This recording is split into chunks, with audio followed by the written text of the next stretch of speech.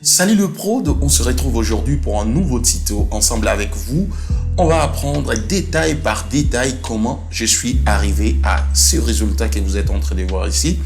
Je crée cette affiche de bon week-end de l'homme dédié pasteur Mike Alambai qui gère l'église dans sa présente church. Voilà, je ne veux pas beaucoup traîner. Vous savez ce qu'il faut faire? La première des choses, c'est abonnez-vous. Et la deuxième, c'est partager, laissez votre commentaire, votre question, vos suggestions au niveau de nos commentaires. Voilà, c'est parti. On va aller sur Photoshop très rapidement sur Photoshop. On va créer un nouveau document plutôt. Pour créer le nouveau document, je fais CTRL-N, tout comme vous pouvez venir sur Fichier, Nouveau. Voilà, c'est la même chose. Alors, je viens ici. J'ai choisi ça, ce qui est personnalisé. J'ai personnalisé la taille du paramétrage.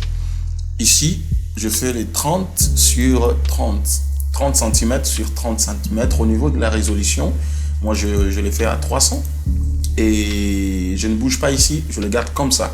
Je viens ici pour donner le nom de ma conception. C'est Bon Week-end. Bon Week-end. Voilà. Et je viens là, je fais OK. Bon week-end, je fais OK pour créer. Cliquez sur créer ici. Voilà. J'ai mon espace ici, là où je vais travailler. La première des choses, c'est de retrouver la photo du pasteur. Ramener la photo et puis découper également la photo, couper. Enlever l'arrière-plan qui peut être sur la photo. Voilà. On est là, on ouvre. CTRL-O pour ouvrir. Ou encore, vous faites fichier, ouvrir. Voilà, on va retrouver la photo. Je crois que la photo se retrouve ici. Voilà. J'ai la photo du pasteur avec moi. La photo, elle est là. Vous allez remarquer que la photo n'a pas assez de qualité vraiment. Alors, la première des choses, on va découper la photo. Enlever l'arrière-plan.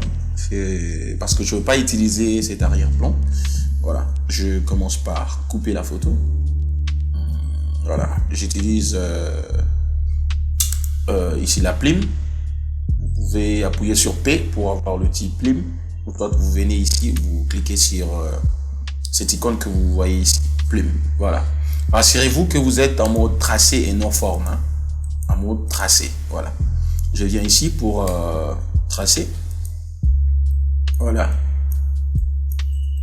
Alors, vous allez m'excuser ici, je vais faire passer rapidement la vidéo pour essayer un peu d'économiser mes minutes, parce que je ne vous laisserai pas voir les tout du début jusqu'à la fin.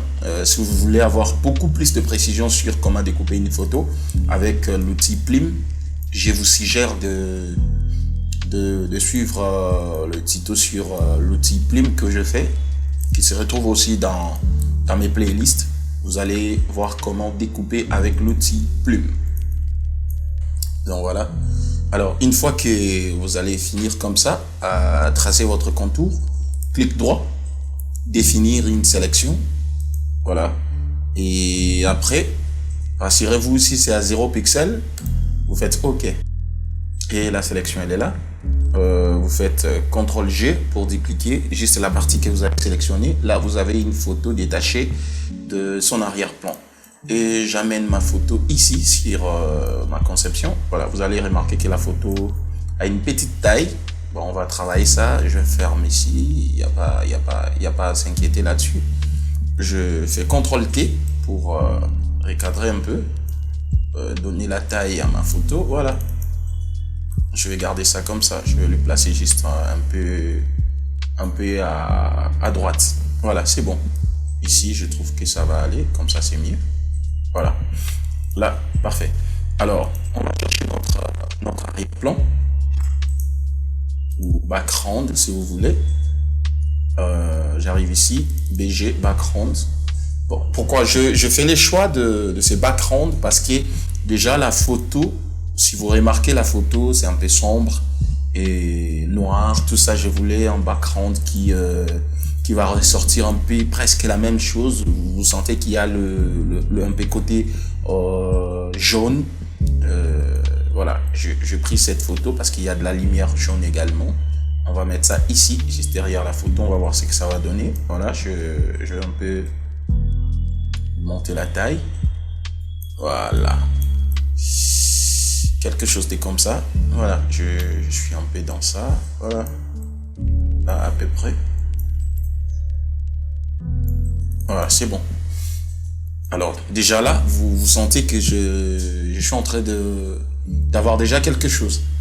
La photo. Alors, je vais ramener le background sur objet dynamique et puis la photo également sur objet dynamique. Moi, à chaque fois que je travaille sur des conceptions pareilles, j'aime toujours garder mes calques en objet dynamique parce qu'à chaque fois, je peux porter une modification sur la calque, sur la photo ou soit sur l'image, sans pour autant supprimer, revenir. Non, je vais double-cliquer juste sur l'objet dynamique, je change. Si par exemple, je créais quelque chose ici sur ces calques ici, une fois que je voulais changer le fond, je n'aurai pas besoin de supprimer le calque. Je vais juste double-cliquer ici pour entrer, modifier ici et puis fermer. Ensuite, j'aurai la même création que j'avais avant. Voilà, c'est un peu ça. Alors ici, on va essayer un peu de créer une sorte de profondeur des champs dans la photo. Parce que vous remarquez que tel que la photo, ça manque un peu de profondeur vu qu'il y a de pertes de pixels. Ça manque un peu de profondeur. Ce que je veux faire sur mon arrière-plan, je vais créer un peu le côté flou pour donner un peu de la valeur à ma photo. Je viens sur filtre, flou, j'ajoute flou gaussien. Voilà. À partir d'ici, je vais mettre ça à 20, je vais garder 20. Voilà. Ça, c'est impeccable ce que ça donne. Voilà, super. Voilà. Là, vous sentez déjà qu'il y a quelque chose qui arrive. De l'autre côté, si on peut remarquer dans la photo ici, vous voyez sur la photo de Pasteur, ici c'est un peu noir. Ça prouve qu'il n'y avait pas assez de lumière en bas et la lumière venait de haut. Alors, ce qu'il faut faire, il faut créer un dégradé noir sur notre BG, notre background. Créer un peu un dégradé noir pour montrer réellement que la photo a été prise ici. Voilà, je vais créer un dégradé noir ici. Un dégradé noir, bien sûr. Je prends la couleur noire, pas le bleu.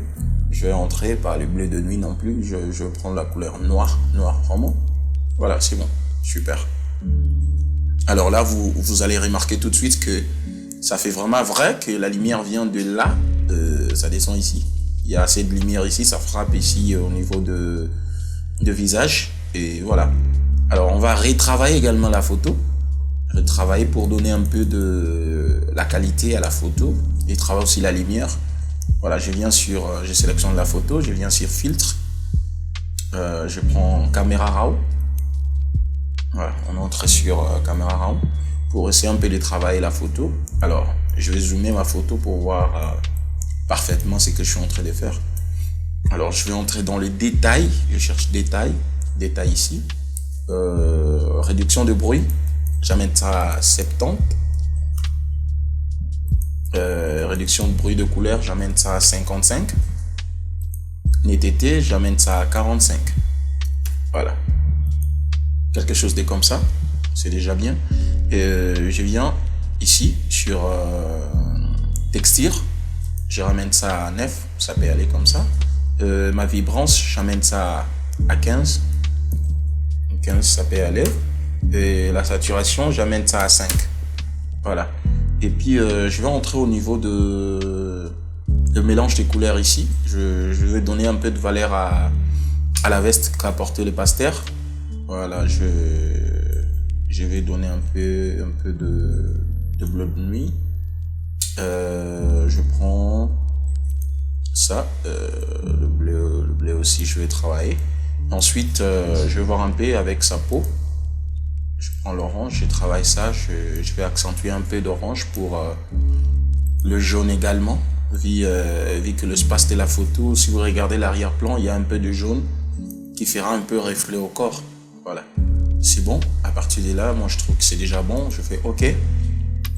On va voir ce que ça va donner avec l'arrière-plan.